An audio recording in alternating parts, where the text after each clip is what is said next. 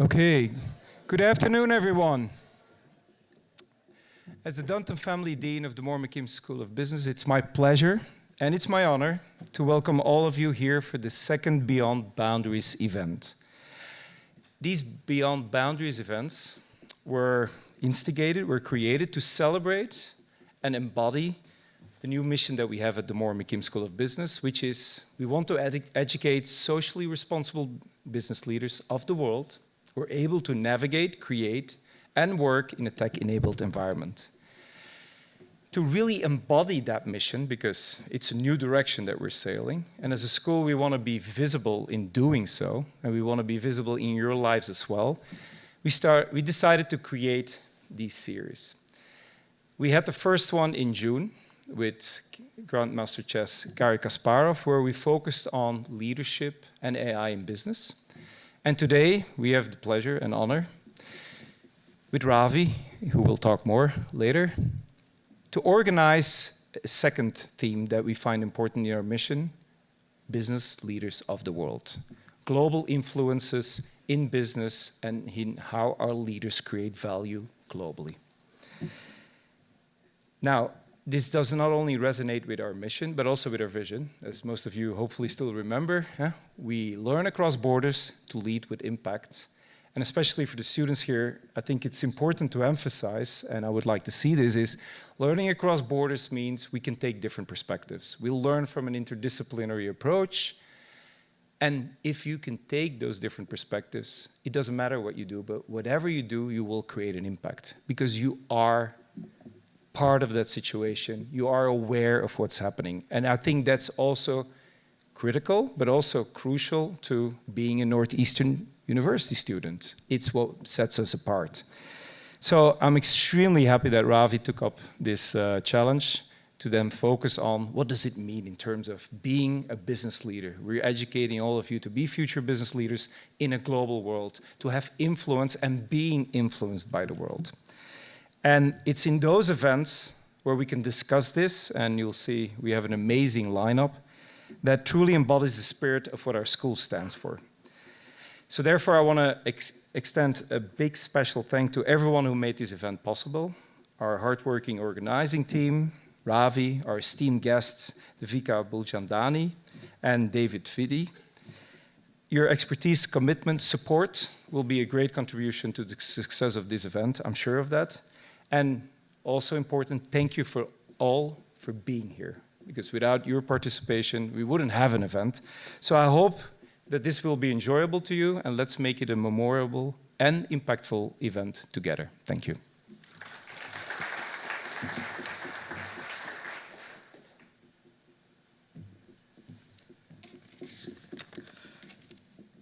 I think we are at an inflection point in the global economy at this time.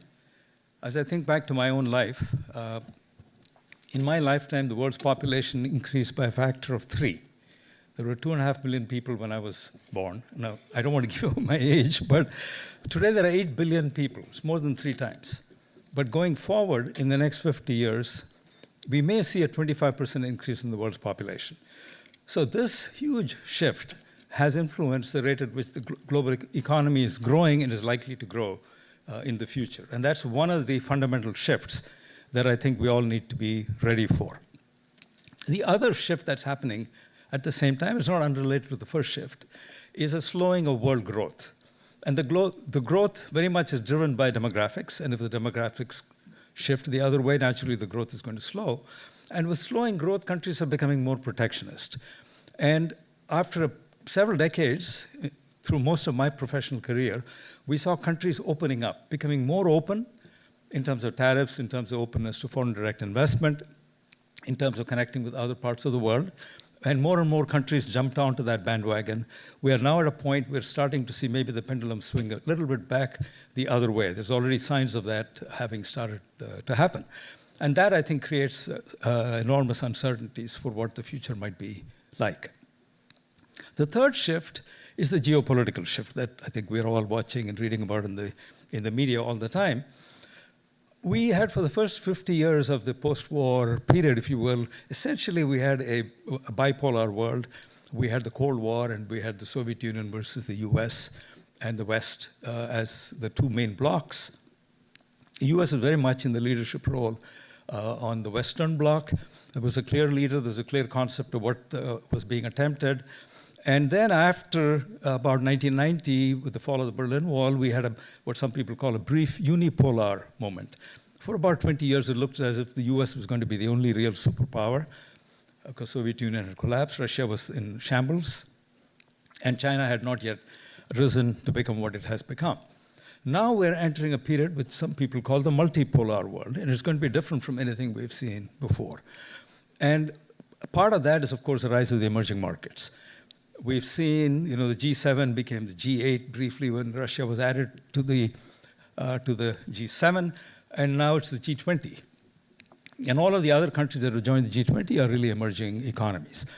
So that shift is another fundamental shift that's already been happening for a while, but is going to get even more pronounced, and we're starting to see the beginnings of that, particularly with the rise of China as a very important node in the global economy. It's the second largest economy after the US. It's about 3/4 the size of the US.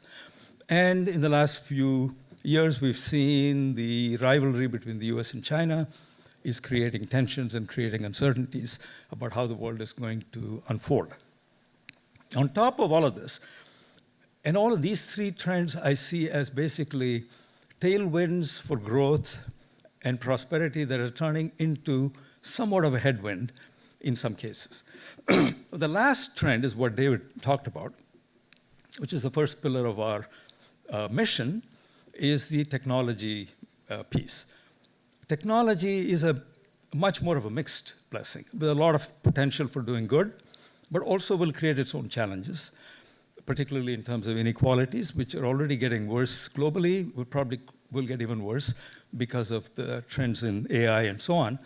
But as we look to the future, we need to factor all of these developments into our thinking.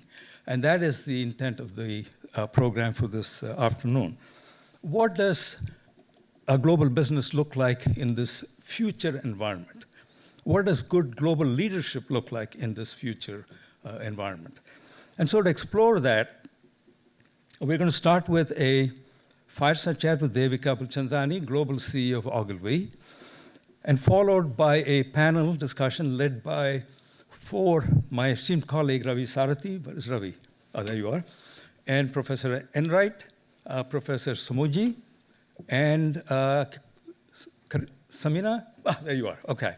So we're going to have 4 professors and 4 different perspectives on what the future of global business might look like. And then we have Dave Whitty from Bose, who will tell us what it all means for his company. So that's the plan for the afternoon. And without further ado, I want to get straight into our first session. But before, Devika, we ask you up on stage. We have a short clip on Ogilvy. Should we show that? Yeah. Okay. If you want to take your seat, I'll join you. Can you show us the first clip on Ogilvy?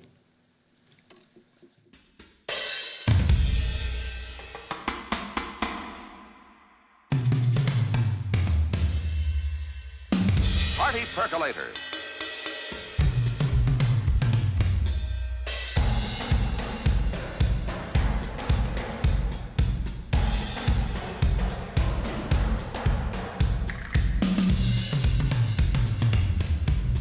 His latest book is entitled Ogilvy on Advertising. Damn right.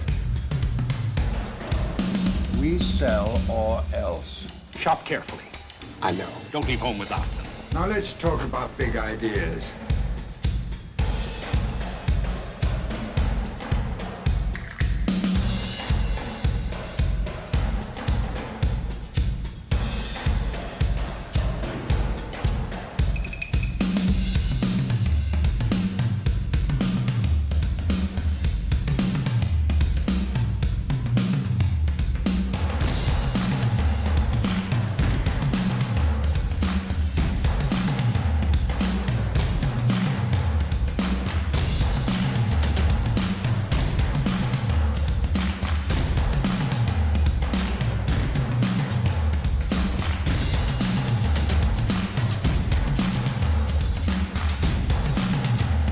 Are you having any fun? It's far too nostalgic.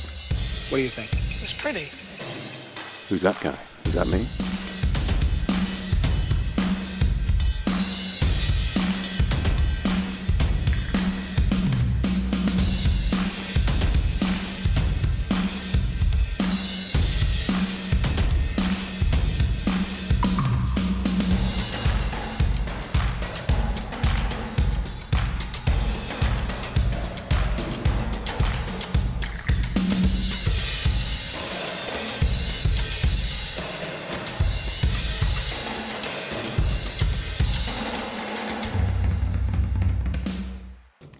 Well, Devika, that's a wonderful introduction to Ogilvy. But first, let me welcome you again Thank you very to much. Northeastern. Thank I you, know you've Eddie. come down from New York just to be here for this. You have something on your like little I bug. know I just have a very sexy voice. Okay, I like the way you spin that. That's part of advertising. You Exactly. Need to know how to spin things. Tell me, this video makes it appear like you're just an advertising firm, but you actually do a lot more. So tell us a little bit about what Ogilvy does. So we are the largest agency in terms of the global footprint. We're in over 90, I'd say 50 markets and 90 offices. We do advertising, but advertising it's not a 30-second ad anymore. Anything you see on your phones, any TikTok video that you see from a brand, or even if it's not from a brand. We do PR, we do social influencer marketing. We have a small consulting business. And we basically specialize in every sector that you can imagine. As I was telling you earlier, I think if I look at the top 20 companies in the world globally, I've never worked with Walmart. But otherwise, pick a big giant, and I've probably worked with them. But I think one of the critical points right now is when the word advertising, for some reason, makes everybody feel like you're talking about a TV ad. Mm-hmm. That is not what. There's actually very little of that, and there's a lot more of content today because of the way we're consuming everything, right? We consume everything on our phones, and there's so many platforms on which we consume, and each platform, from a technology perspective, is different. You have to create for it differently. Consumers engage with it differently. So it's a very, very complex ecosystem of what we do. Yeah.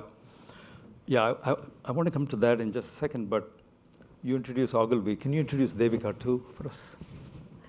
Devika, I'm from India.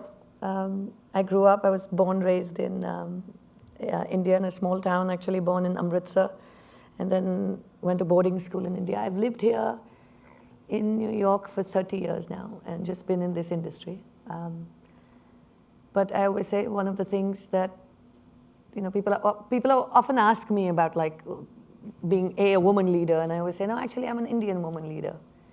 And I really try to make sure that the way leadership is evolving, that my gender and my ethnicity is an integral part of it. That's very important to me.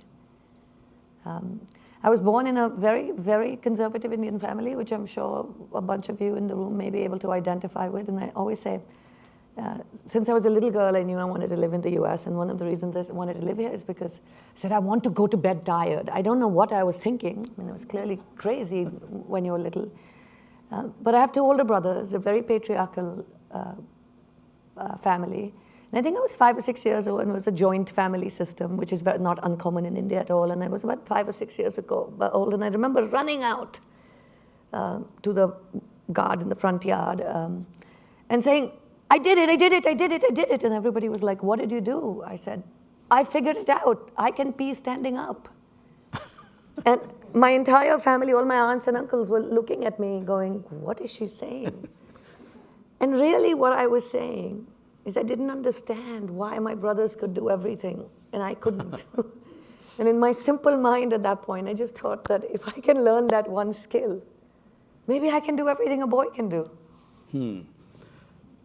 I was going to get to this later, but we're already in it. So I want to continue to explore what your thoughts on this.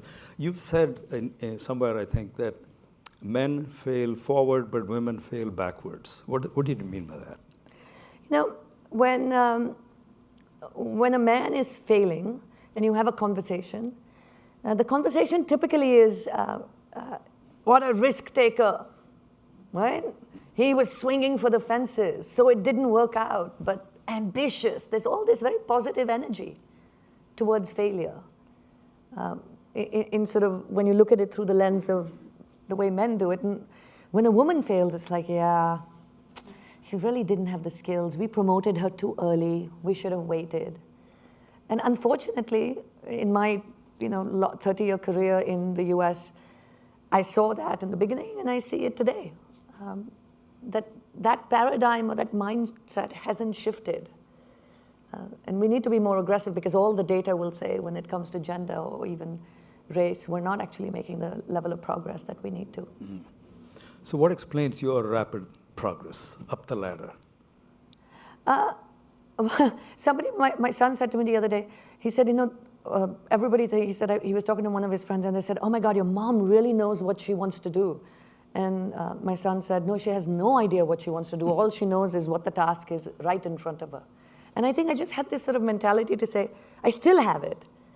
You have a sense in your head. You have to. I can't run a company without having no sense in my head. And I always tell people to say, liberate yourselves. And especially from a younger generation perspective, liberate yourselves from the pressure of trying to figure out, how am I going to get successful? How am I going to reach X, Y, and Z? Do what's next and do it really well. Because often we get paralyzed to do what's just in front of us and do it really well, because we're so busy thinking about how to get to this state that we all want. And that's always been my mindset, is to say I'm very actually task-oriented. It's like, this is ahead of us right now. And how are we going to do what's ahead of us, and how are we going to do it incredibly well? We don't have fancy vision, mission. I don't do that. Very simple vision, mission, and it says, and I always tell everybody, advertising, our business, in any business, frankly, debate is important, tension's important. Innovation ideas don't happen because I do not like the word collaboration. I think it leads to mediocrity. Every idea is actually not a good idea. That's just the truth, but we've made it into this thing. Our vision, mission is, I always say, we will discuss and debate everything, because it's very important for business. It's very important for innovation, but there are two things not up for debate, which is the pursuit of greatness and doing it with goodness. That's our vision, that's our mission. I have no idea what greatness means. But you can recognize it when you see it. And also it's inspiring to a person, as opposed to me saying, we're going to have 6 steps to our, I'm sorry, I'm sure you all have vision, mission. I feel like but I need 15,000 people who work at this company, and I need the imagination to fly, which doesn't happen with process. It actually happens with inspiration. Did you have to perform even better than other people? Oh, I still do. Okay. I still do. There's absolutely no question about it. Say more. What do you mean? I look at my cohort, and the men are still getting away in being ineffective for a lot longer than a woman is. I'm just held to different standards. There's absolutely no question about that. I'm still fighting for pay parity myself. And that's okay. This stuff, we're talking about thousands of years of an ingrained issue. It is not going to turn around tomorrow. You've said that several men helped you with your career. Speak to that.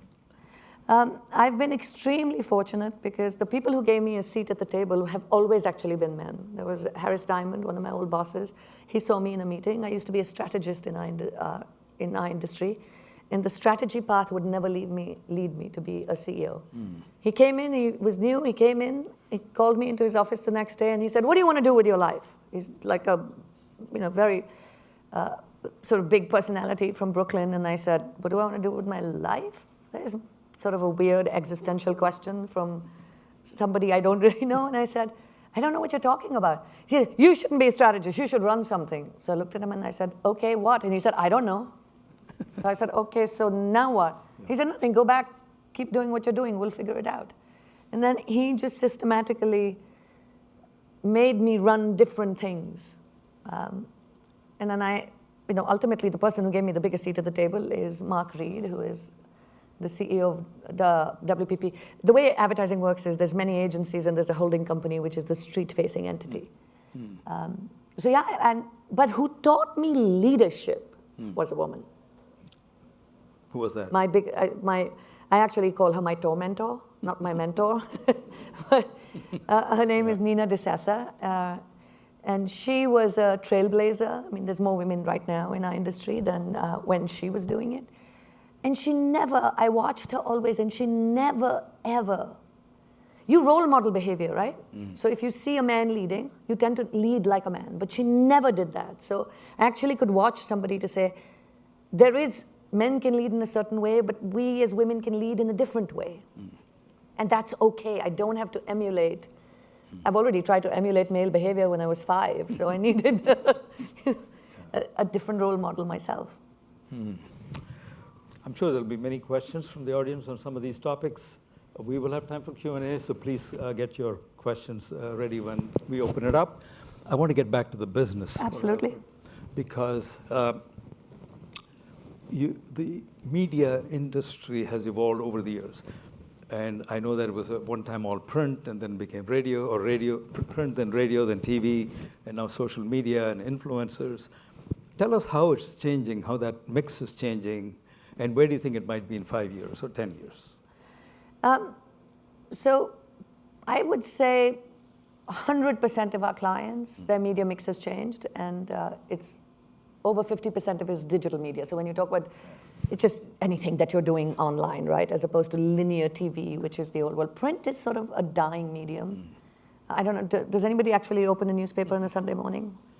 Even I don't. So Even I'm from the generation where you go out and look for the newspaper first thing in the morning, but it's all over. I still by habit have it delivered. Okay. And then I pick it up from the door and I go put it in the trash. That's the extent of my...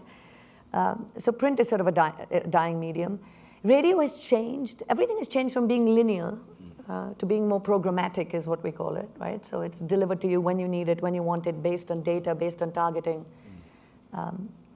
So video hasn't changed. So I keep saying, while we can talk about media fragmentation and technology, so the influence of technology in how we do work, in how we distribute work, in how all of you actually receive that information, what has not changed is human motivations. So you're not watching TV necessarily, but we're consuming more video content than we ever were. Right? Who's addicted to TikTok? Me too, by the way. Amazing, right? Like, I mean, can you go to bed without TikTok? You can't. So we're consuming video content, we're just doing it differently. And that has had a massive impact on our business, massive. In terms of, you know, and by the way, and now there's AI, and we can have a whole session talking about sort of the implications of AI. But it's also, how do we adapt at the speed of technology? How do you create meaningful content at the speed of technology? 95% of what is created is ignored by all of you sitting in this room. 95%. And we have a very interesting, for 20 years we've been doing this study called Brand Asset Valuator that tracks companies and brands.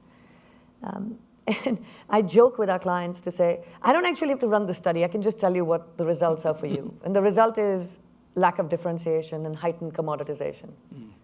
So what media fragmentation has done, because we're putting out so much content, the quantity is becoming more important, that we're creating less differentiation for companies and brands, and therefore much more of a commoditized world. So all of a sudden, from the brand and the company being in control, consumers are in control today. Yeah, so given that, it's really amazing when you get something that goes viral. Yeah. And I know you had this campaign with Shah Rukh Khan that went viral. So let me show you that clip. It's about a minute long. Jamie, can you roll? Big brands have big money to hire famous people, but not the small guys.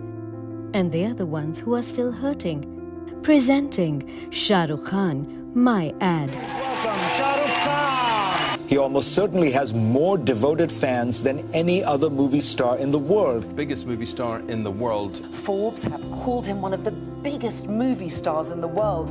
We helped small businesses by making Shah Rukh Khan, the world's biggest movie star, their brand ambassador. इस दिवाली आप भी ना अपने पास वाले fashion नोवा emporium से ही कपड़ों की shopping करना। सिद्धि विनायक इलेक्ट्रॉनिक्स से लेटेस्ट स्मार्टफोन खरीदकर धमाकेदार सेल्फी पोस्ट करना। क्या कर रहे हो? मीठा लाए कि नहीं? We used machine learning to recreate Shah Rukh Khan's face and voice to take the local store names in the ads. आप भी ना अपने पास वाली चॉइस ऑफ फैशन से ही कपड़ों की शॉपिंग करना। रॉयल फैशन से ही, MK क्लॉथ्स से ही, पास वाली लक्ष्मी कलेक्शन से ही कपड़ों की shopping. Different versions of the same ad with local store names were targeted as per the PIN code of the viewer, showing them only the nearby stores. But it is impossible to cover all the stores.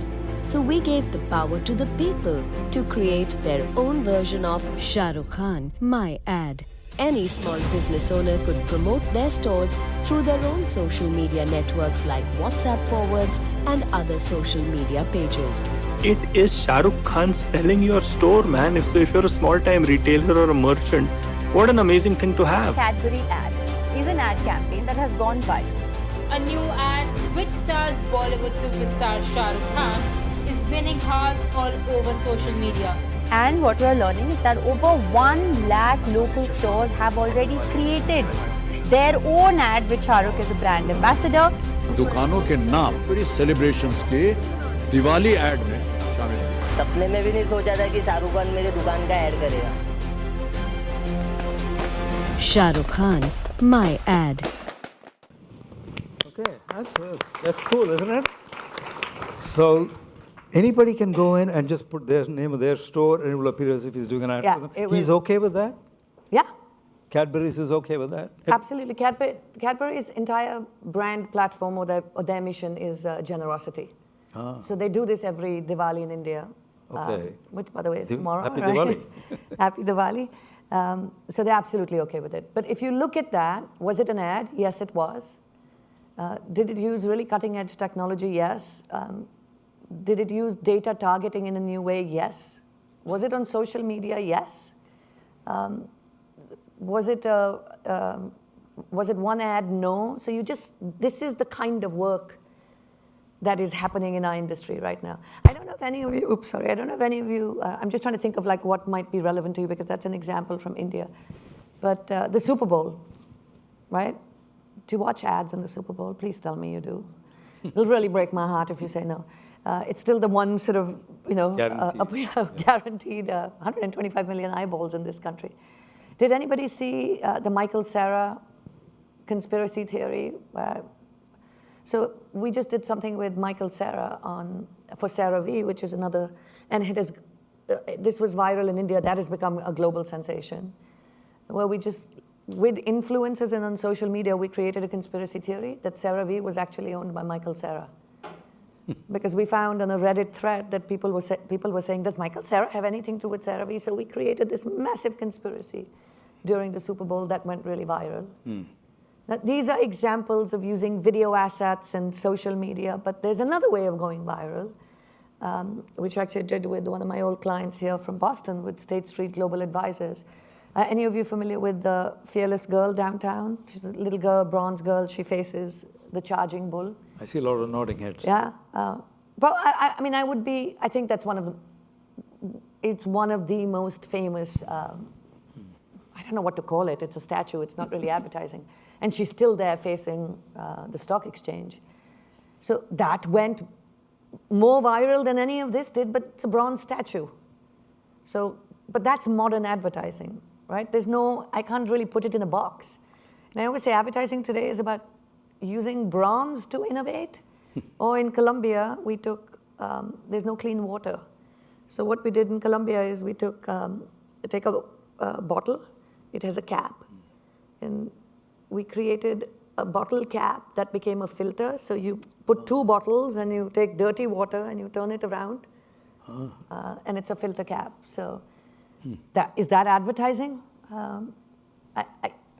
So we are really at this sort of intersection of what is a business problem and how can we use creativity to solve a certain business problem. Yeah, and I saw that your video, the initial video, had reference to borderless creativity. We used 2 words, borderless and impact, by the way. Yeah. So what do you mean by that? How do you actually make that work? And I was going to ask you, you have clients like Coke. which I think of as a global brand. But I believe they have like 5 subcategories and they operate with 200 separate brands in like 200 countries.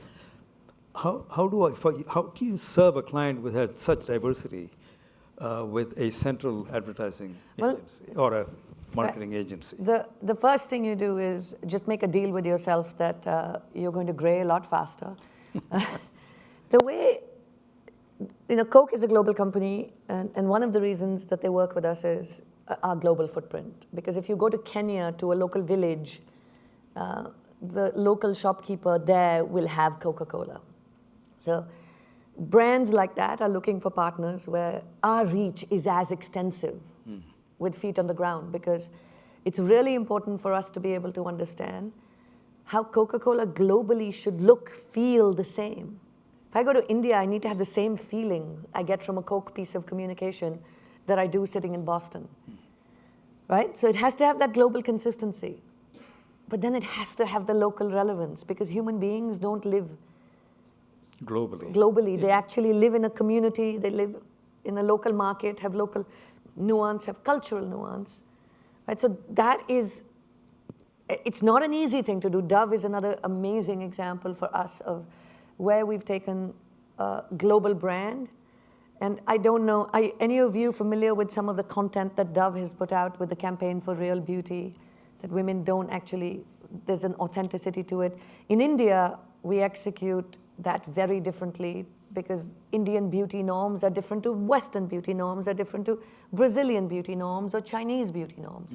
But it is always about the same thing, which is taking the local beauty norms and disrupting those norms to say that is not the way, that is not what beauty is, that real beauty actually is defined in a more authentic way.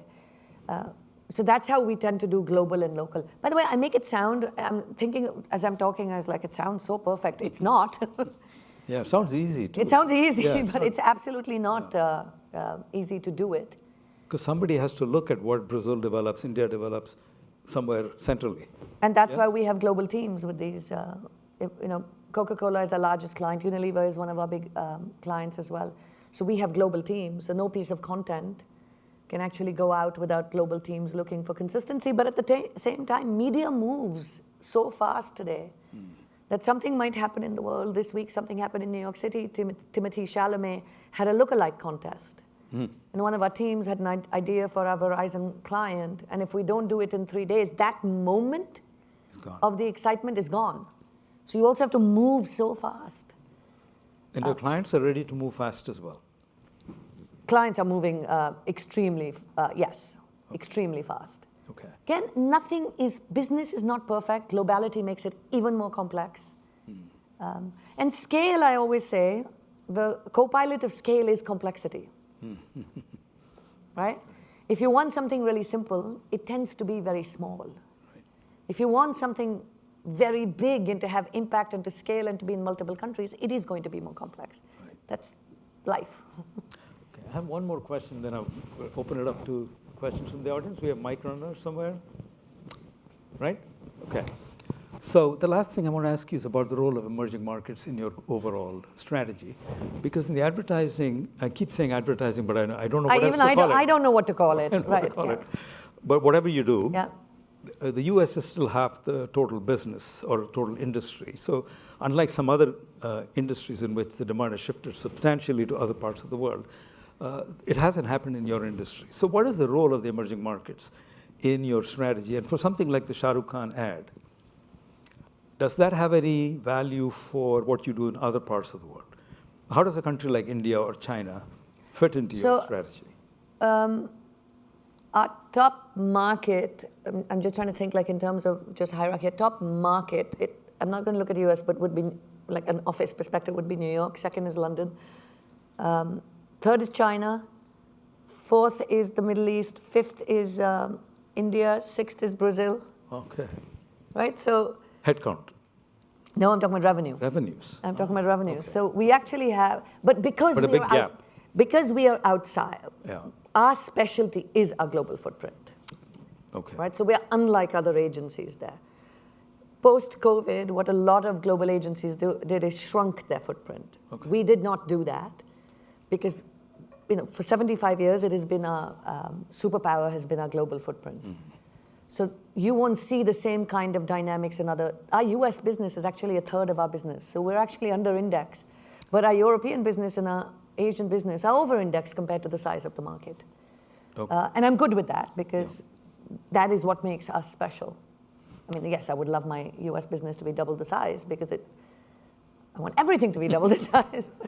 So was that Shah Rukh Khan thing developed in India or in the US or No, that was collaboratively? developed in India for India. Cadbury's global platform is Generosity.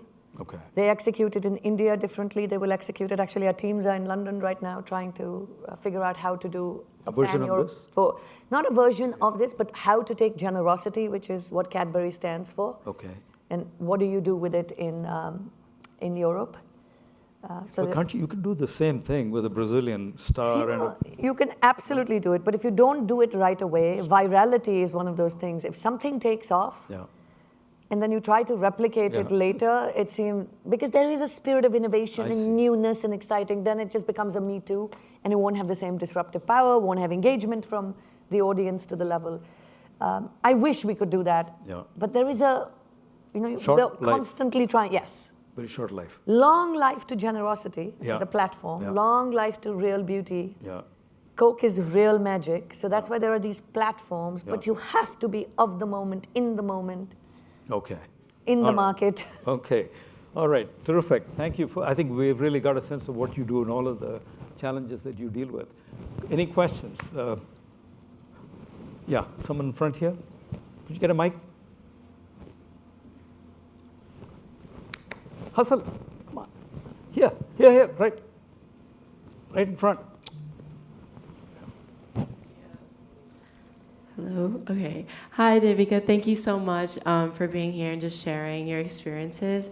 My name is Lisette, and my question is kind of when speaking about moving fast and taking the momentum of trends, how do you balance taking that initiative and moving fast while also creating something that's genuine and that resonates with the brand and that doesn't seem kind of disingenuine for a specific company that you're working with?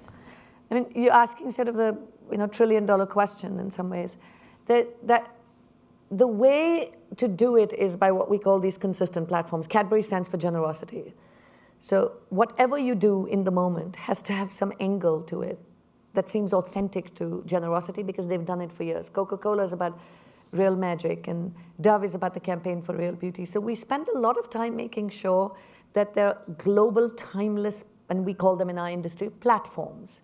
So then you can be really timely because you have this timeless thing that the brand gets known for. So when you're getting a piece of content from a particular brand, it feels authentic. You feel like they have a right to be able to say that or do that. And I think when I say 95% of the content gets ignored is when that doesn't exist. And there's no authenticity to the brand. So that's just the world of stuff, things just being thrown at you, but nothing really sticks. Thank you. Jane?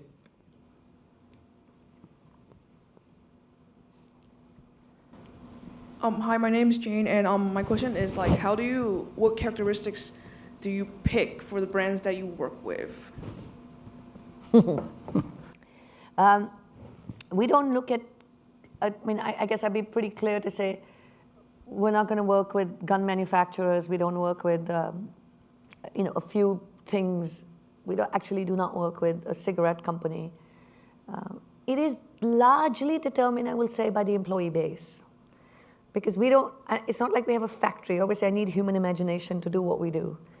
And if the human imagination or that human being or that group, that community is dead against something, they will never be able to imagine a solution.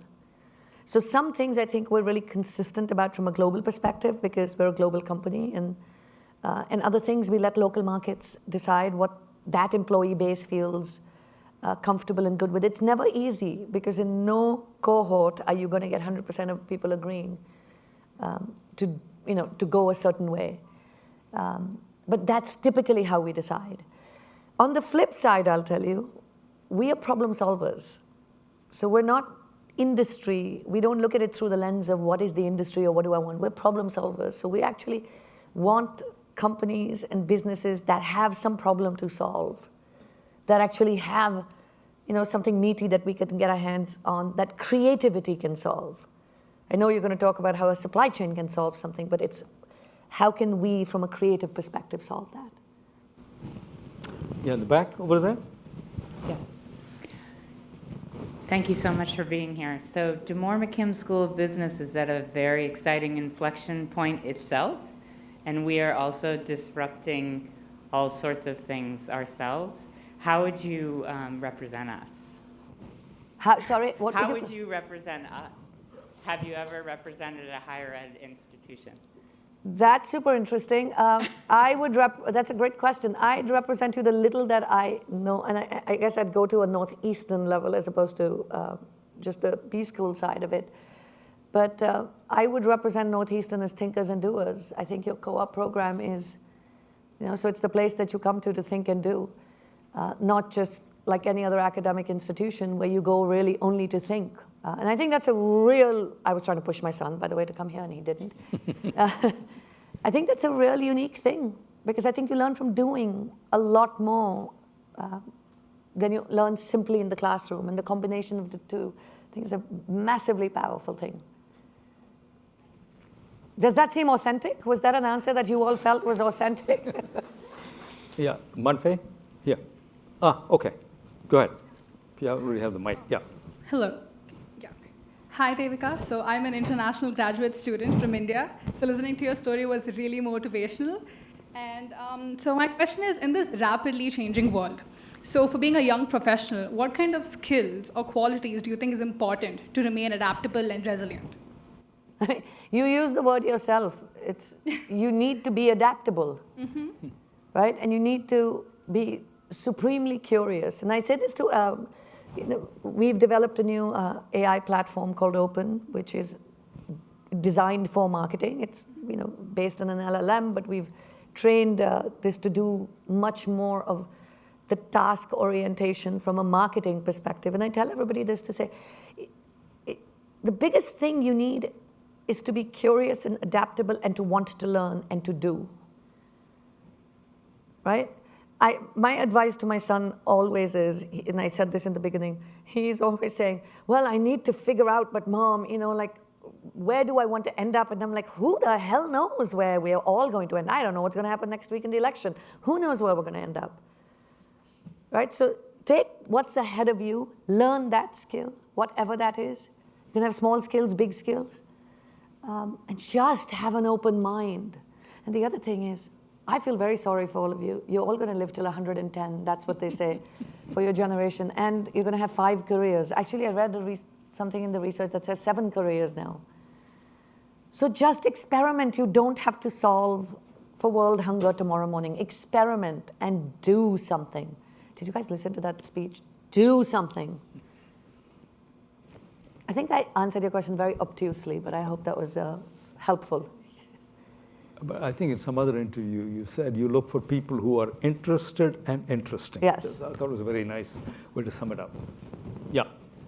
Hi, I'm Andy. Your global and domestic teams do a great job of staying ahead of the curve. How do you guys assess what is worth it when it comes to moving forward with ad campaigns and advertising in general?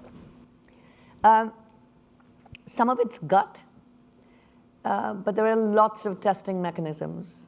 This AI platform that I talked about in Open, I can actually feed it a piece of stimulus, whatever that stimulus is, and it can do a synthetic focus group. And at the press of a button, it'll tell me the positive sentiment, negative sentiment, how people, and we say find, fact, feel, like how do they find it?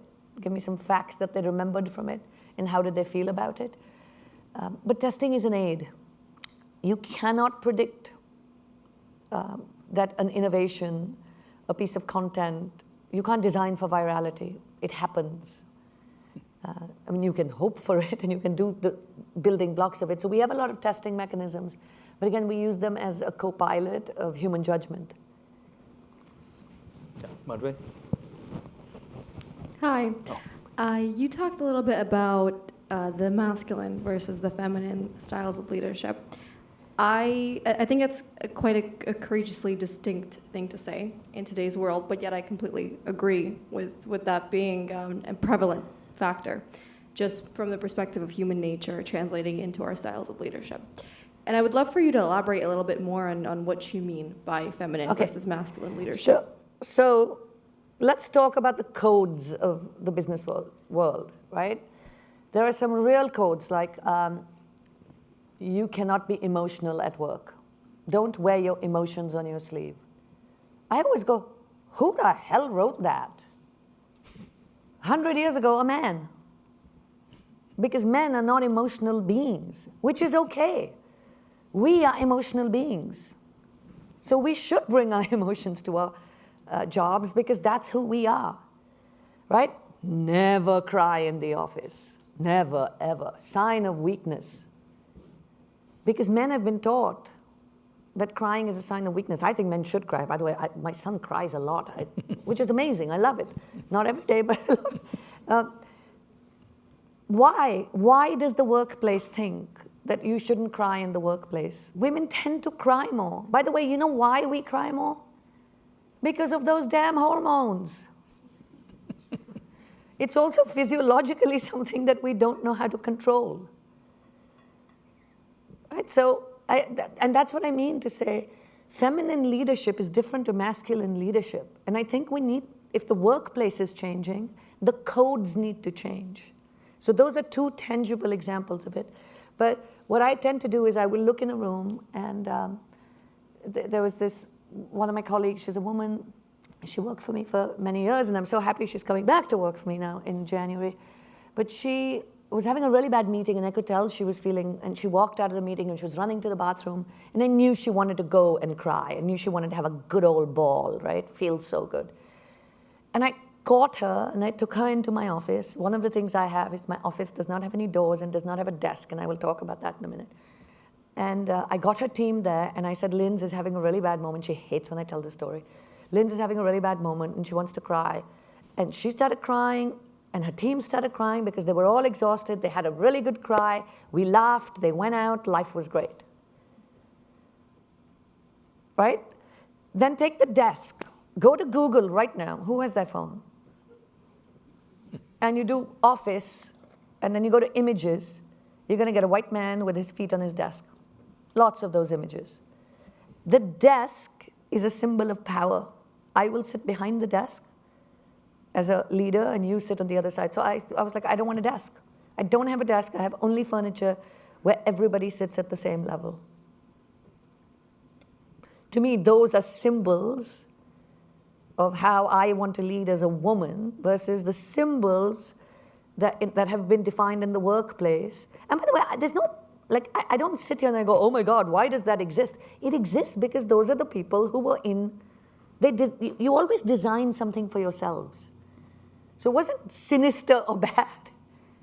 There were 100% of people in the office used to be men, so the environment was created for men. One of the other things I talk about all the time in the workplace and in groups like this is menstruation, menopause. How are we designing workplaces?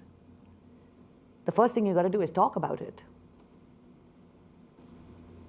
Does that answer your question? Yeah, absolutely. Thank you. Can I ask a little follow-up if we have Sure. time?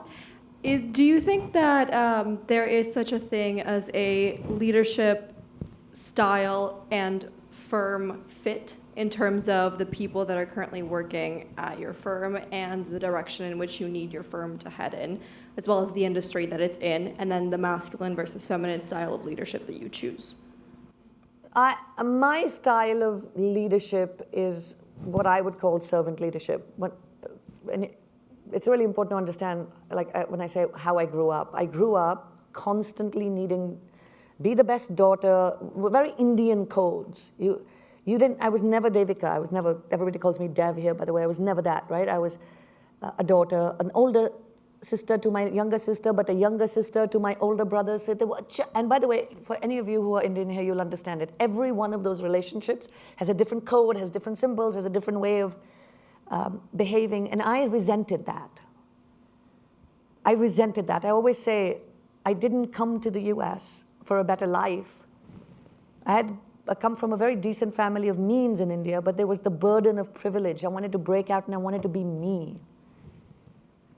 right? So what I tend to do from a leadership standpoint is understand the people I'm leading and spend a lot of time understanding them, because I don't want them to be like me. I don't want a defined style of, your style of leadership. For you to be most effective, frankly, has to be your own style of doing something, for you to be the most effective. So this is not, oh my God, Dev, so kumbaya. I'm a shrewd businesswoman. I want to get the best out of people because I want to be the best in what we're doing. And people cannot be their best when I impose myself on them. In the modern workplace, we would call that empathy, which is another word I do not like because it's become a buzzword and nobody can. Empathy is, please understand people. I'm like, no shit, Sherlock. Understand human beings. Sorry, I know I talk in a not a very corporate way. We have make time for maybe Valentina. Can you, Professor Valentina? Valentina, you have a question? Oh, go ahead. Hi, my question is regarding leadership. So as the global business advances, how do you think leadership will need to change in order to lead their teams in these global environments? It sort of goes back to what I was saying at the individual level. So if I travel all over the world to different markets, I have to understand local culture. Now, by the way, my own experience living as an immigrant in a different country has been, or my life's work has been to understand my host country so that I can fit in, as opposed to me sitting here going, I'm here, come on, everybody. You have to do the work. So it is the same thing that I have to go into our offices and understand that culture. By the way, it is a business imperative for us. Because if I don't understand the difference between Spanish culture, Portuguese culture, Chinese culture, Australian culture, US culture, our work will not be effective for our clients. So in our business, to be students of the culture, just notice I'm not using the word consumers. You will have some of the leaders who will come here and talk to you about understanding the consumer base. Our lens is very different. We have to understand the cultural base, because we are trying to create stimulus, creative stimulus, storytelling, to get a response. Right? I'm not trying to actually sell you, the response is you buying something. So it's a very different dynamic. So you will hear us talk in our industry a lot more about sort of the cultural sensitivity, the cultural nuances versus the consumer base, because that's how we reach the consumer base. We have about a minute left, and I'm sorry, we're going to have to hold the rest of the questions, but the good news is Devika is going to stay through the panel discussion and for the reception. So you'll have opportunities. Feel free to walk up. And if you want to take selfies, do it fast. Okay. So Devika, any final thoughts before we conclude? Look, in some ways, I would just want to say it's never been a harder time to be your generation, given what's happening in the world. And it's never been a better time to be your generation, because you have so many tools. So my biggest advice to you is this. If you can control something, don't stress about it. And if you can't control something, don't stress about it. Right? It's as simple. Thank you guys so much for having me. Thank you. Thank you. Thank you. Devika, you're a breath of fresh air. You've given us a lot to think about, and appreciate your candor and your insights. We're going to take a 15-minute break for coffee, then we'll reassemble for the panel discussion, and then we'll have a reception after that, and Devika will be around for the whole thing. So, but 15 minutes, real 15 minutes, not 25 minutes. We'll have you back. Thank you so much, Ravi. Thank you for having me. Thank you. Okay, so we are on to the next part of the program, which is a faculty and practitioner panel on the future of global business. Professor Ravi Sarathy, sitting here on my left, will be the moderator of the session. He will also add his own observations on some of his own work. And I'm going to turn it over to Ravi. Thank you, Ravi. And good evening, everyone. I'm glad you're all here, and I think we're going to have a great panel. I'm Ravi Sarathy, professor in the International Business and Strategy Department. And we're going to be talking about globalization, how globalization is changing, and what it means for companies trying to do business across borders, what it means for trying to do global innovation, particularly teams across borders, the role of the US dollar, how global payments are critical, and what the US dollar means for global payments. Perhaps that's changing. And then we have David Vitti from Bose, who's going to be talking about how all of this might relate to real life, what he does at Bose Corporation, and how global procurement is changing, and how some of these factors, some of these changes in the global environment might be affecting how you strategize and implement global procurement. So first, Mike, you want to start? Sure. Michael Enright, DMSB. Before joining the faculty here 4 years ago, I had spent the previous 24 years on the ground in Asia with a professorship at the University of Hong Kong, but actually spending the vast majority of my time advising multinational companies, governments on attracting multinational companies, and being a board director of a number of companies with global operations. So I'd like to share some perspectives based on that background. I'll focus a bit on China up front. And of course, China's been one of the major business stories, international business stories for decades. But China's economy is slowing. There's a property bubble that's deflating. The population of working age is now declining. The impact of COVID is still rippling through the economy. Economic nationalism is growing. East-West tensions are growing. And China's own priorities are shifting from headline economic growth to greater technological self-sufficiency. And this is creating changes. And while China may become the world's largest economy, the current trends suggest that China's not going to become the dominant economy that a number of analysts were projecting just a few years ago. At the same time, Chinese companies are becoming more efficient, making competition tougher, profits in China more difficult. They're actually the leaders in e-marketing, e-advertising, and AI addressing the market in that part of the world. You also have the diplomacy, where some foreign firms have been targeted for, let's just say, less than favorable treatment. And this is going on as well. It's increasing the uncertainty associated with China operations. So from a business standpoint, a geopolitical standpoint, a resilience standpoint, the China equation is actually changing. It's evolving. It's not quite the same as it used to be. It's still the big game in the region, but it's not the only game. And what that means is opportunity for other places, Southeast Asia, India, Eastern Europe, Latin America, Africa, to become more important in international supply chains and in the strategies of multinational companies.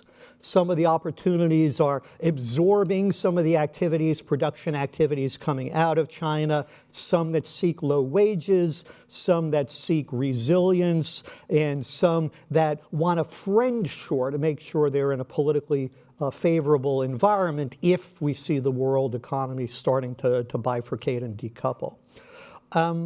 And these, of course, are changing the way companies think, where you configure, where you host your data, what financial services you use, where you route them through. And that's creating one set of challenges. But there's another almost larger issue as well. As Ravi Ramamurthy started us with, we're seeing a change in the global configuration. The US and Western Europe historically were 50–60% of the world economy and could pretty much set the rules of the game for international trade and investment.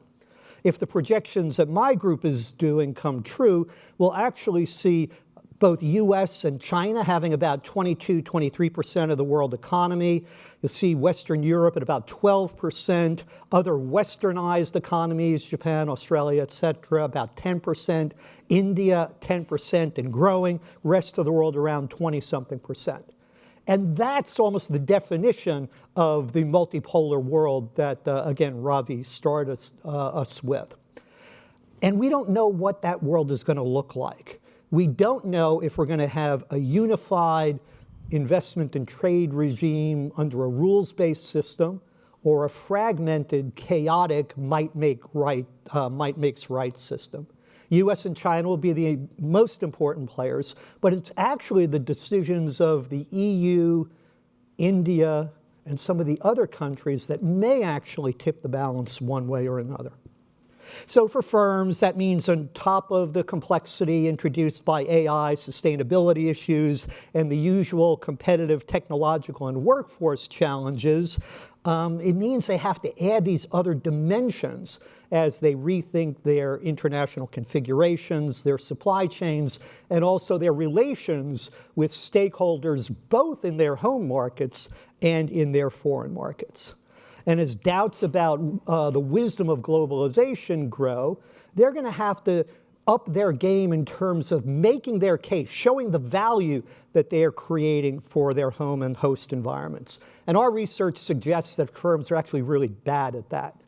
For example, US firms, our estimates are that for every dollar of profit a US firm generates in China or India, they generate about $13 to $20 or more in GDP impact on the local economy.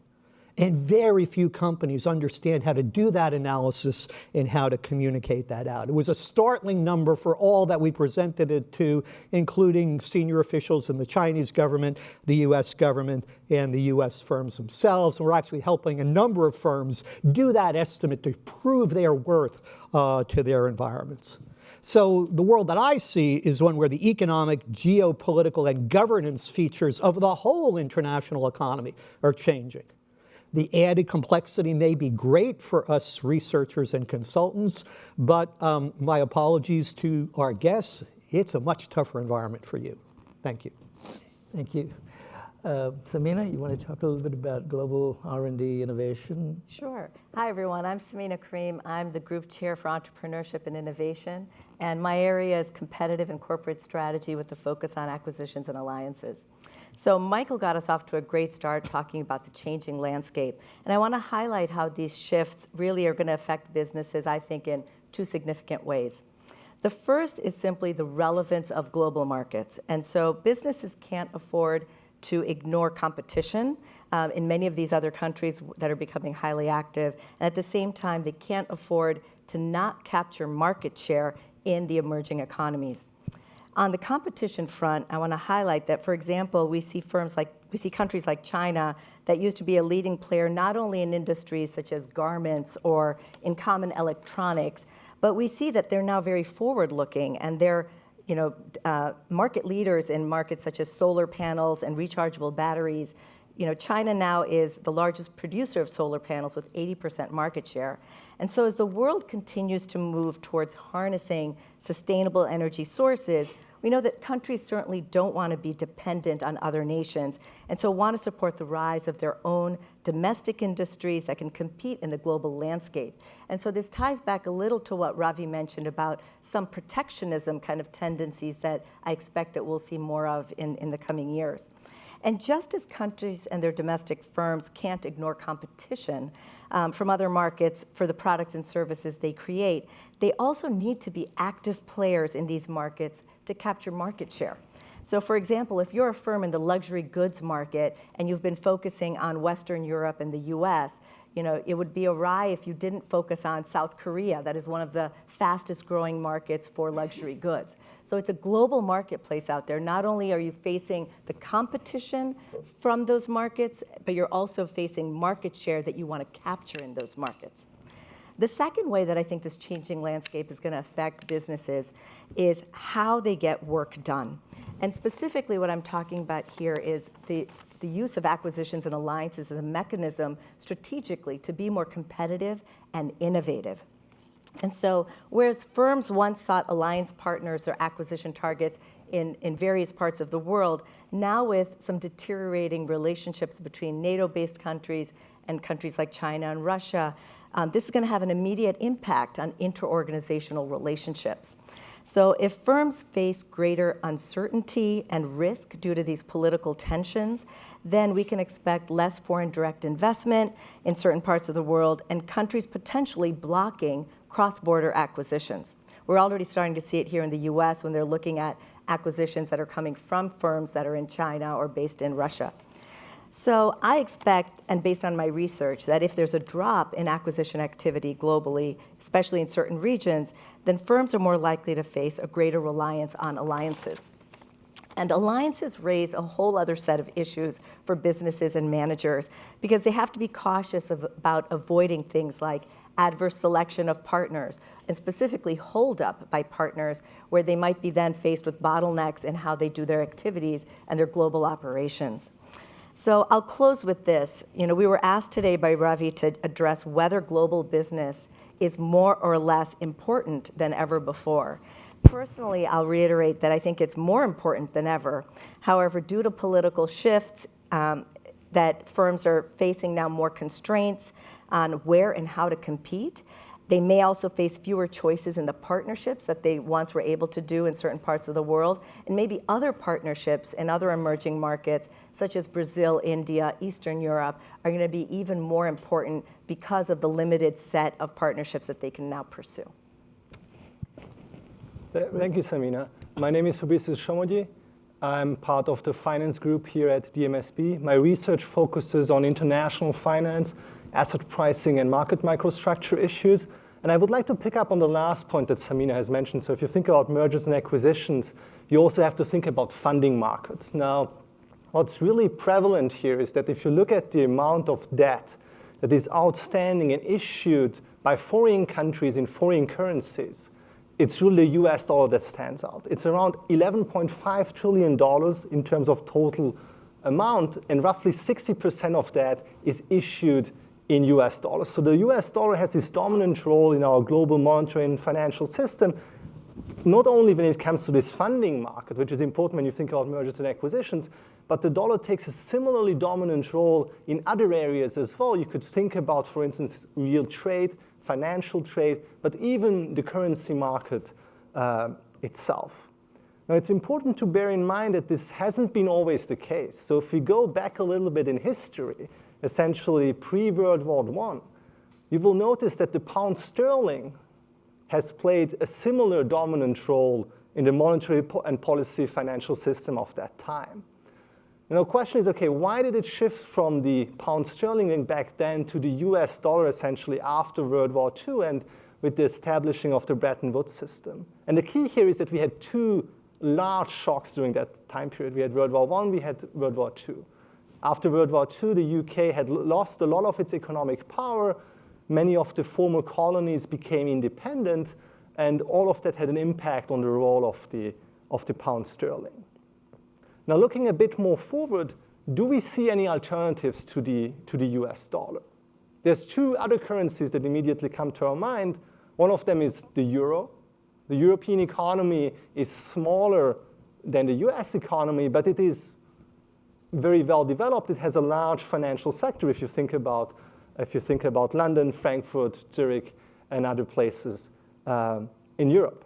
But there is an issue with Europe in the sense that after the sovereign debt crisis, there was a lack of trust in the euro as a reserve currency. So when we look at the amount of currency that central banks are essentially holding, we again see a dominance of the US dollar and decline of the euro.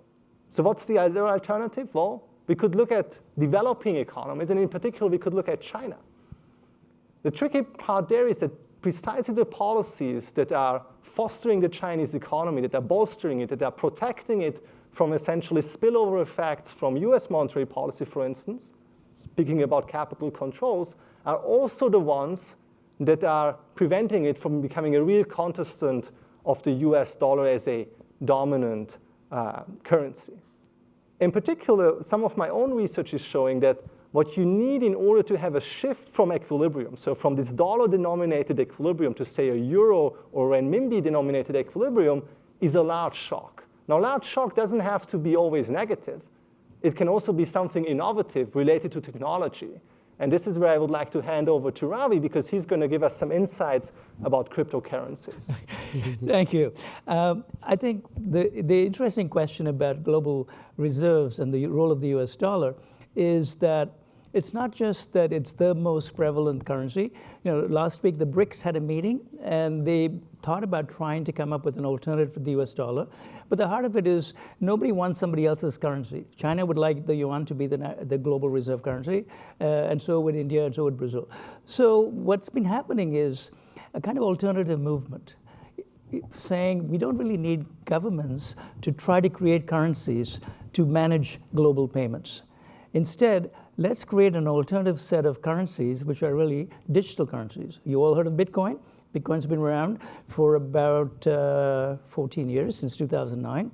And its market capitalization is about $1 trillion. Okay? That's surprising, a completely artificial currency. From that, we started getting stable coins, which are the idea that you make digital currencies linked to fiat, linked to currencies like the US dollar, but which are not as subject to regulations by countries, so they can be easily, instantaneously, and very low-cost transfers with immediate confirmation. And then we have governments reacting to that, saying, we don't want to lose control of our money supply and monetary policy, so let's start trying to create government-sponsored digital currencies, what are called central bank digital currencies. Now, that in turn raises a very interesting question. What is the backbone of all of this globalization? Whether it's trying to decide how to balance relationships, economic and manufacturing relationships in China with other countries, whether it is to try to find alliance and acquisition candidates in different parts of the world, and then of course managing relationships with them, or how to manage the future of global payments. And I think the heart of this is networks. You may have heard of CrowdStrike. CrowdStrike is a company that does cybersecurity, and about 3 months ago, they issued a software update, and it was faulty. It was human error, by the way, and networks crashed, and it caused havoc around the world. Major airlines had to stop flying for a day or two, sometimes for a week. Hospitals couldn't function properly. Government organizations couldn't function properly. Multinationals couldn't communicate in many cases. So I think what is important to recognize is that when you're in the real world, like David Weedy is going to tell us about, you need those global communication networks to be able to, for example, create digital twins, which are simulated digital representations of products, which allow companies such as Bose to work with partners and suppliers and in real time create new versions, follow the engineering, follow the prototypes, follow the production, and manage inventory, pipelines, and supply chains. So let me turn it over to David, and perhaps you can reflect on what we've been talking, but also talk about how you actually do manage the global procurement process at Bose. Thank you, Ravi. Dave Vitti, I lead global procurement for Bose Corporation. I'll first say that you guys are in great hands. Everything that this panel is talking about is all extremely relevant to real life, day-to-day activities that corporations are facing. So consider yourselves lucky and give these guys a round of applause, because I could use them all on my staff for any time. So you've just lost all credibility with the audience. So what does this all mean for a company like Bose and global procurement and networks, and how do we manage through this? If you rewind back to COVID, right? Everybody remembers COVID. It was pretty brutal. It was brutal for me. It was brutal for other companies. It was brutal on supply chain networks. But we learned a lot, right? We learned how not to be dependent on one country. We learned on how not to be dependent on certain partners. We learned what risk and resiliency really is. Those are just buzzwords, right? Risk, resiliency. But we learned how to put plans in place, right, to mitigate from a crisis like COVID happening again. And COVID is just one example. So what are we focused on today? You heard a little bit about the China market. You heard a little bit of Michael say it's soft in China. It is soft in China. I'll say, controversially of popular demand, it is a great time to do business in China. I haven't seen prices like this in the since pre-COVID. It's a great time to be there. I've been traveling to China for over 25 years. I went back for the first time after COVID. I had to stay here for 4 years. I usually go about 3 to 4 times a year.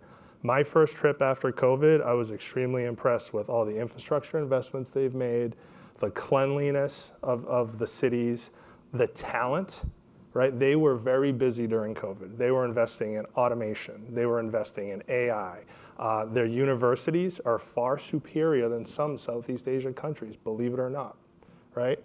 So I came back from China after that first trip. I sat down with my CEO. She said, "What did you learn?" I said, "We have all these plans to diversify out of China, and we're going to execute these plans." I said, "However, we're going to be smart about it, and we might need to slow down in certain areas, and let me tell you why, right? We launch anywhere from 6 to 7 products a year. We have to partner with contract manufacturers, original equipment ODMs, right, JDMs, whatever you want to call them. And what you heard here is how we leverage partners. So Bose does a great job on working on what we consider our IP, our crown jewel, and we leverage partners for the other side. That can be manufacturing, process control, that can be anything from painting or finishing that we don't deem as critical, right? So a lot of that talent resides really in China and in Taiwan. I'll say those two countries have abundance of engineering core and capability, and what we found is as you start migrating outside of China, the manufacturing is there, okay, albeit not as advanced in certain areas, in certain industries. Everything I say is in the lens of consumer products, okay? I'm not talking about data servers and other things. That's not what we're talking about. I'm talking about a consumer product, which, if you guys haven't figured out, they're really labor intensive. They can be, which means there's a lot of people on lines, right? Which means there's training and there's knowledge and know-how that goes into making them. Certain levels can be automated, but certain levels can't. What we found is when you start really peeling the onion back and you look at countries outside of China in the consumer electronics lens, not as sophisticated as what I would say China and Taiwan. And because China is soft today, I have somewhat pumped the brakes a little bit on moving as fast as we would originally have planned. We had a plan to be, by the end of next year, I'd say 70% outside of China. We are a little bit behind. The reason we're behind is because there's only an abundance of engineering around in Bose and that we can leverage. And the most important thing is launching products on time and experiences to our consumers to stay relevant in the market. And for us to be able to do that, we need to leverage our partners and leverage those engineering capabilities as well as the manufacturing and the automation. Everything has to be looked at holistically, right? Our sourcing organization partners very closely with our engineering organization. We make decisions on who's gonna get a piece of business, not only because of the price, not only because of the location, but also because of the engineering and what that partner can bring to us. All that gets put in a bucket and out comes, this is the best partner, this is the region of the world, this is where we're gonna launch these products. So I'll just say that a little bit about China. But there is, you've heard geopolitical risk, another dirty word in my industry, right? Geopolitical risk.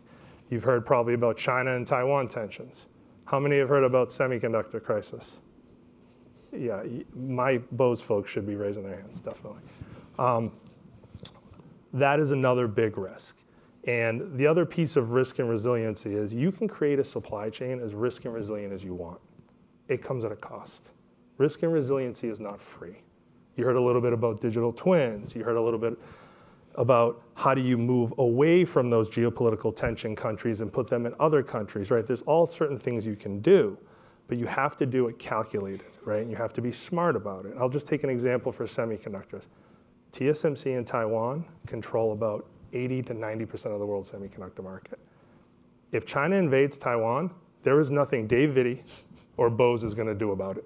It will shut down. We'll be up here in a panel talking about global markets shut down. That's what will happen, okay? But what you see if you're reading and you're keeping up on this, manufacturing and fab locations are opening up in other areas of the world. Sounds great, just move them. Not so easy. The CHIPS Act in the US is a great thing, right, for certain industries. For consumer electronics, it is not the greatest thing in the world because that comes at a 4x cost. So again, we can move chips from Taiwan, we can move them to the US, the cost will manifest itself in the product, and then the product cost and then ultimately will go up to the consumer. So you have to have a balance in the risk and resiliency strategies that you put in place. And I'll just end with what we're putting in place is certain things where, hey, we have fab locations or areas of the world we can go to if there's a crisis. That's one piece. There's certain technologies that I'll say they're commoditized, that are dual sourced in many locations, and we can pivot on a dime, right? But not one size fits all. And that's one thing we're finding out, and we're putting a lot of plans in place and we're partnering. As you know, we're a consumer electronics company. A third of our business is also automotive. Partnering with the OEMs, making sure that the OEMs have risk and resiliency plans and we're answering them in a B2B market is very different than a B2C market. So a lot more to come there, and I'd be happy to come back and talk more about it, but It's all exciting. It's a little bit disruptive. And I love what I heard earlier in the first chat. If you want to solve problems, work in supply chain. Every day there's a problem to solve. Thank you, David. I think that was great, the way you pulled together and also talked about some of the real challenges. It's one thing to write papers about it and teach people in class, but it's another thing to confront these challenges and solve them. I'm sure there's lots of questions here in this room, so perhaps we can have some show of hands, and there's a microphone that we can pass around. Great. So, yeah. Let me see. Oh, yeah, there we go. Sheila, yeah? Yes, Sheila Puffer, faculty member in International Business and Strategy. You mentioned the solar panel industry, and would you please elaborate on what's been happening with Chinese companies coming in, setting up operations in the Midwest particularly, and those Chinese companies taking advantage of the IRA subsidies and tax credits? How does it all play out? I wish I could say that I knew more about the solar panel industry, Sheila.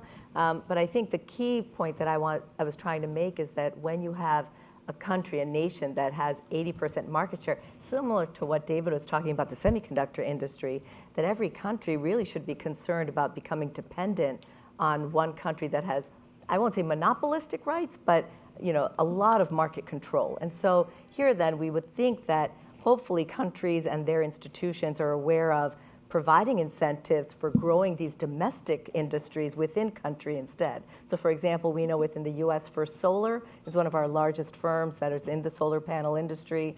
So again, we would be thinking about what are the incentives and maybe that are being given to these Chinese companies that are coming in, but are we being fair to then our domestic firms and to everyone that wants to be a player? Because for consumers, right, ultimately, we benefit from competition, from having more firms and more countries being active in the marketplace. We don't benefit when we have more monopolistic rights, fewer players, that kind of thing. So I think the solar industry, the semiconductor industry, these are two great examples where we see certain countries having a lot of market share and power, and that I think it's only natural, I would hope, that countries like the US especially, because we live here, we probably see more about it, are aware that they need to kind of build their own infrastructure so that dependence doesn't get kind of out of line.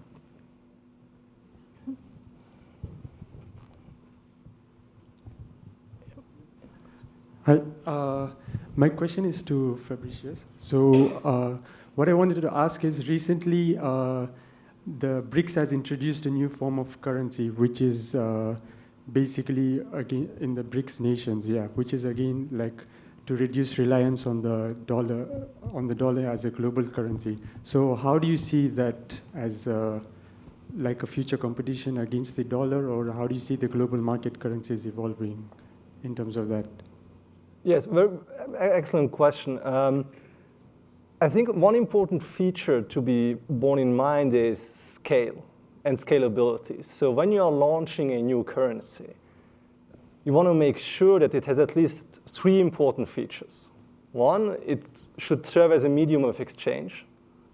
Second, it should be a store of value. And lastly, it should be a unit of account. Now, if you think about cryptocurrencies, for instance, and the role of cryptocurrencies as a store of value, we've seen quite some issues with that in the past, even with stable coins that are allegedly pegged to the US dollar and that shouldn't break the buck. So I think my short answer to your question is you want to make sure that you have scalability and that you are able to fulfill these three features. After that, you can start to bolster your currency in certain ways. But before you are not fulfilling these three quasi sine qua nons, you can't move on as becoming a fair contestant to the US dollar. Thank you. And if I can add a word to that, there was the Bank for International Settlements, the BIS. The BIS recently offered the possibility of tokenization of global payments. In other words, you can still use the US dollar, the euro, the Japanese yen, but these would be converted into digital tokens, which would then avoid the whole idea of the way international payments works is you need to have correspondent banks, and then you need to have some kind of settlement between countries. And that would be bypassed because these would be digital tokens that would take place probably within a blockchain kind of environment. So they'd be very secure and instantaneous. And by the way, the cost today of doing global payments is probably around 3%. Okay, so 3% of the global payments economy is handed over to banks for managing that transaction transfer.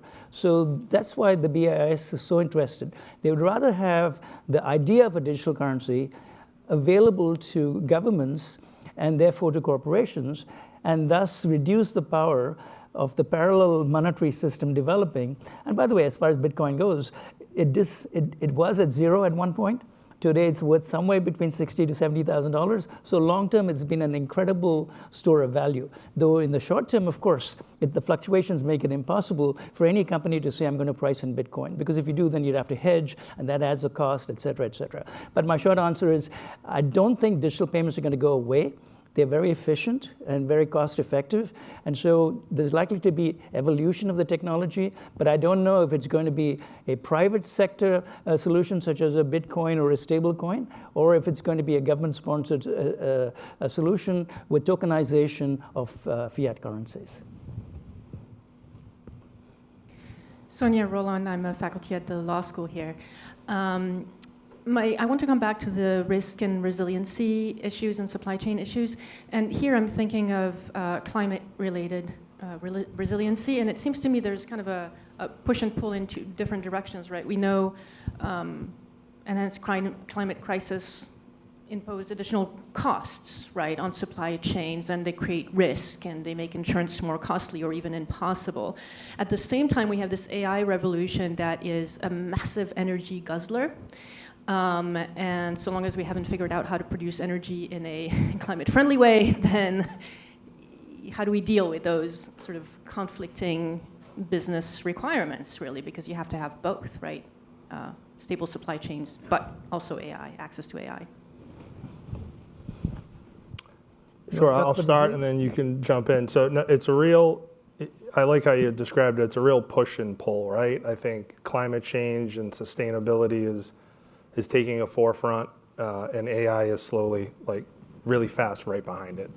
And things take more energy and more time and more investment. And I will say that I think companies that stay technologically advanced and look at ways to mitigate as much as they can on the climate change side and sustainability will have some left. And they have to, right? It's just, it's not gonna go away. But AI can also be an enabler of that. AI is fairly, at least at Bose, it is fairly, it's fairly new for us. We're accessing in certain areas, but in other areas we're not. And with regards to sustainability and climate change, we're making calculated investments in certain areas and how we partner and report on that. We're able to do that because we're a privately held company, right? So it's a little bit different for us. When you're a publicly traded company, or if you're an automotive OEM, you have to answer a lot more in those areas. So for us, it's a balance. It's a healthy balance of what's the investment, is the juice worth the squeeze, so to speak, and then how do we make sure before we leverage this thing called AI, how can we really use it? How can we protect IP and things along those lines? Mm-hmm. Just to take off on a slightly different direction, because most people in the room probably have no conception of what's evolving in terms of sustainability reporting. So a company that I'm on the board of decided it wanted to make a significant investment in AI, develop its own models, its own language for its own space. And what we ran into was the reporting requirements. The reporting requirements today, in order to qualify as a supplier to major international companies, in order to, in the not too distant future, be listed on a major stock exchange, involve not only estimating, but calculating to the extent you can, all your emissions that your company makes, down to literally how much energy you use washing the dishes in the company cafeteria to all the emissions that your suppliers make, and soon it will be all the emissions your suppliers make. So for one company I'm on the board of, our ESG report is now 3 times the size of the annual report. And so what's happening is any of these investments are not only are critical, as David was saying, but they've also upped the reporting requirements astronomically. And what it's doing in a number of industries is it's eliminating small companies. I know of one firm that actually has gone around to all the customers for that industry and pushed them to have even more stringent environmental reporting requirements for their suppliers in order to drive competitors out of business, right? So this is really getting complex. I was going to add, Sonia, that the second part of your question, I think, is something very, very relevant and important for us, which is that to harness AI, we need a lot of power. And we see firms like Google and Microsoft striking new partnerships now to launch new nuclear power plants. And that, again, has ramifications to the communities that are near these plants, to the environment, to safety and regulation, right? We need to up our game if we're going to be opening a lot of these new things, which there's clearly demand for because we all want access to AI now. Businesses, not only are we as consumers dependent upon it, businesses are dependent upon it. And so I think if we see these giant players really being the catalyst for more energy resources, it's something that governments are going to have to be involved in, because there has to be checks and balances. So I'm looking to see what happens based on these just new contracts that Google and Microsoft have struck. And I think fundamentally, if you think of resilience, it's predictability versus the cost and revenue impacts. And I think, David, we were having a conversation earlier about that, about it's very easy in some ways to say, oh, I can be resilient by changing or duplicating or even making triple the number of locations. But that in turn adds more complexity and raises costs significantly so that your revenue, your top line maybe gets hurt. So I don't know if that's something that you want to comment on, this idea of resilience versus the economic impact of trying to be resilient. Sure. I mean, I touched a little bit on it earlier, but to Ravi's point, I'll just take a component, right? We'll start with a component and then a product. To dual or triple source a component is much easier than it is to do a product, right? So we can start there. So if you take a semiconductor, you can have it manufactured in Taiwan.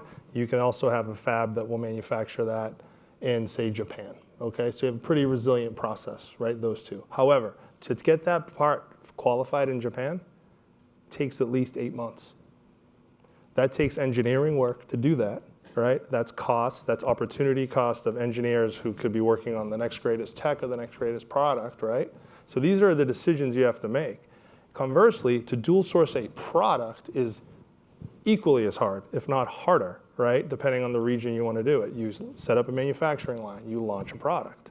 You then have to rip that line down or duplicate that line and move it to another region and do that. That takes probably about 12 months to do that, right? And all this time and money, to Ravi's point, companies and organizations are contemplating, well, what am I not going to work on, right? What is the thing that we're not going to be able to offer to the consumer? So these are the checks and balances that we have to make and the discussions and trade-offs that we have. We put a lot on our supply base, right? We heard earlier about the partner leverage. We put a lot on them to go do this work for us. But there's only so much they can do. Because at the end of the day, it says Bose on the product, the reliability of that product, right? The experience that product delivers is on Bose. It is not on the component suppliers. So everything in balance. Some resiliency plays are easier than others, right? Components, if fabs are exactly the same, if it's a drop-in replacement, we can move on a dime. If it's not, there's much higher complexity sub-assemblies or fit and finish products that are more manual. Those are what take time and harder to do. And quite frankly, there are certain components that you might never get to. we make decisions that we will not be dual sourced or triple sourced to be resilient in this area. And that is a decision we're willing to make and a risk that companies are willing to take. And that's not just Bose, that's across the consumer electronics realm. Hello, thank you so much for coming to speak to us today. I just wanted to touch on a point, since we're talking about tokenization of assets and potentially BRICS bringing in their own currency. Do you think the private sector in the US or the US government is taking good enough steps to combat China becoming technologically superior to US in some areas, such as maybe like solar production, like solar panels production, and electric vehicles? Well, I'll start on the technology side. Clearly, the current administration is investing heavily, is putting a lot of money out. One of the challenges there is that a lot of that money is the steps, the hoops you have to go through to spend it have so many restrictions that many companies are simply not bothering. So there's a will there, but in the implementation, it's getting pretty bizarre.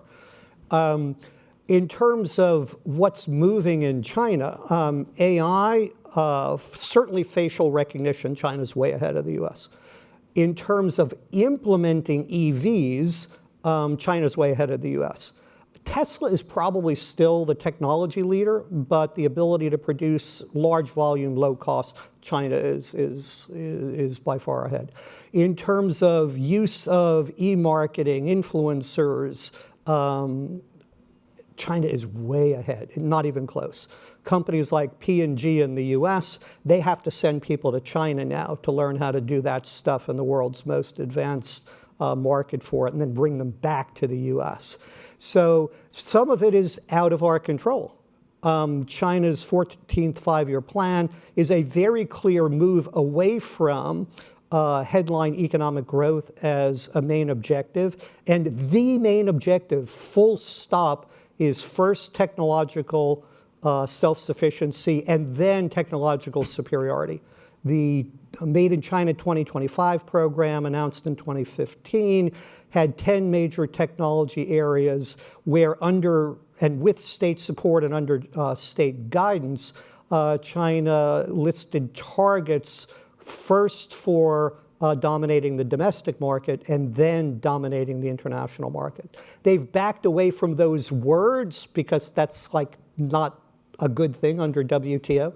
But I can tell you those programs are rolling right ahead. I've been involved in actually designing some of the industrial parks to do it. The amount of investment is absolutely staggering. It is a new challenge, quite frankly, of the sort that the US and Western Europe hasn't seen before. The US can compete, that's great. Whether the restrictions, technology restrictions, will work or not, yet to be seen. But we ought to expect that there is going to be, technological competition, for the next however long. And then questions like Sheila's with solar panels. What happens if you want solar panels for environmental reasons, and you just don't have any companies that are still in the business because they've been driven out by state-supported competitors? You got a choice. Either you bring the foreign competitors in and let them use the subsidies to build in the US, or you may not have companies that could actually produce the solar panels that you want for other purposes. So these are the types of trade-offs that get made. Thank you. Any other questions? Get in the back, yeah. Hi, first of all, thank you for taking your time to talk to us. My name is Michael. I'm a finance major from Brazil. My question is targeted to David. Since you were talking about Bose's close relationship with the Chinese market and trying to expand operations over there, over the last few weeks, the Chinese government has introduced some stimulus packages and programs to stimulate their economy, hopefully start a bull run. They also introduced the relending program, which injected around $100 billion to their economy. Do you see this as an advantage to Bose, like a new opportunity to go back to their market? And what are the main risks of this stimuli program that they introduced? What are the ways that could potentially go wrong? It's a great question. I think on the sales side, it's a great opportunity for both. So obviously China is our third largest market from a sales perspective. We have some pretty aggressive and lofty goals for this year in China and next year to double our revenue in those markets. So this stimulus package is only going to help us on the sales side. What that does and how that affects the manufacturing and the labor rates and things like that, it could have an adverse effect. We don't know yet, right? But if I go back to what we talked about the risk resiliency side, we're making sure we're diversified enough that we have products outside of China, that we have dual footprints outside of China, that we could maybe weather a negative impact that it might have on labor rates and talent and other things in those areas. But as far as the stimulus, from a top-line revenue perspective, it's going to be great for Bose. It's going to be great for other consumer electronic companies. Anybody wanting to sell in China, we're super excited about it, and we have lofty goals to do that. And the China market is different. Obviously, the population is huge. How we market, Devika probably knows this, is very different. And we're coming out with products that are more specifically tailored to that market and marketing campaigns for that market, which stimulus will only help that. Great. Thank you all. Reaching the end of our session. Great questions, great audience. And I particularly want to thank David for taking the time to come from Bose, from his busy schedule, and Professors Fabrizio Somogyi, Professor Samina Karim, and Professor Mike Enright for giving us the benefits of their research and knowledge in a very succinct fashion. Thank you all. All the panelists and Ravi for moderating the session. Thank you, folks. I think, again, we see lots of challenges, but also opportunities. And one of the things I'm taking away is that a nuanced thinking about these issues. It's not black and white. It's not always clear-cut. And you need to find, as David said from Bose, think very carefully through your portfolio, look at the options, look at the issues, look at the components. There may be a different right answer for each piece of your business. So that is all very, very helpful. Thank you, folks. Thank you. We are now going, before we break for the reception, I thought I'd ask Devika if she would be comfortable just, reacting to all the stuff that was discussed on the panel before we wrap up. Mike, or you can use this. Thank you. I think given that we talked so much about China, I just give you guys a little bit of a perspective from our side, because we get to see what I call a bird's eye view of just so many different industries. There are the geopolitical issues, but there's the housing bubble crisis. They never actually came out of COVID, unlike the rest of the world. But from our perspective, one of the biggest shifts that we're seeing is from what we'd call brand building to performance marketing. And performance marketing is literally click and bait. I'm going to show you a piece of content. I need you to click. I need you to go buy that product. So there's no long-term thinking. It is very much short-term. Our business, we've actually had a horrible, horrible year this year in China, and I'm expecting another year next year. We don't think it's going to recover for the next 2 years. We are the largest in China.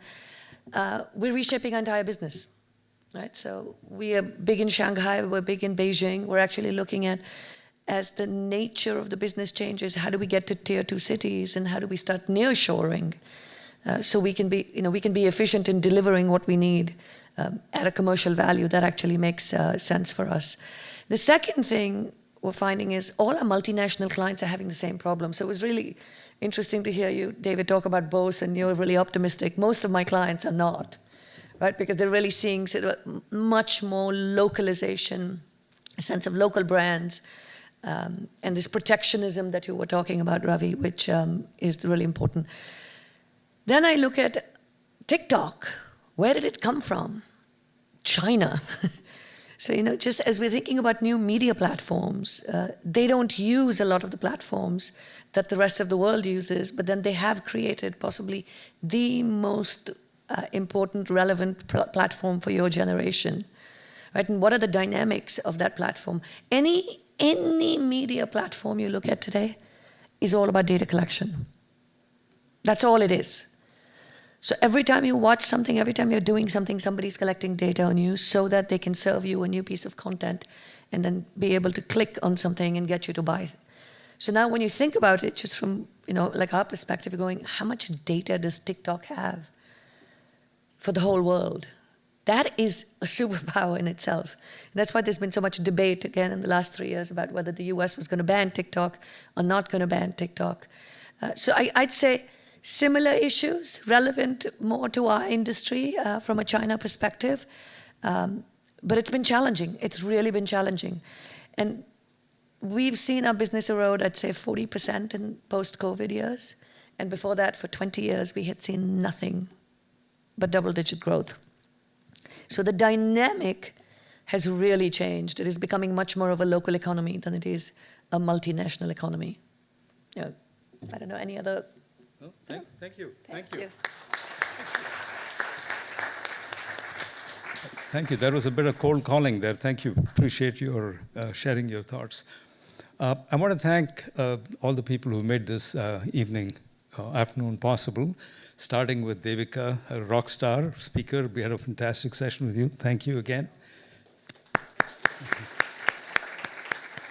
And then all our panelists, my colleagues who are part of the panel, and especially Dave, who's come down from Framingham through all the horrible traffic to be with us here today. Thank you, David. Of course, our organizers, Anne Benware and Heather Hill, have worked very hard to put this event together. We have the team in the back on the AV and the catering and all of the other people who have put this event together. Thank you so much for all your hard work. And now I think we're ready to enjoy the reception. I have just one announcement. I'm going to copy my colleague, Valentina. I'm going to ask my students to come up here so we can have a group photograph with Devika. And then we will go into the reception. Thank you all very much.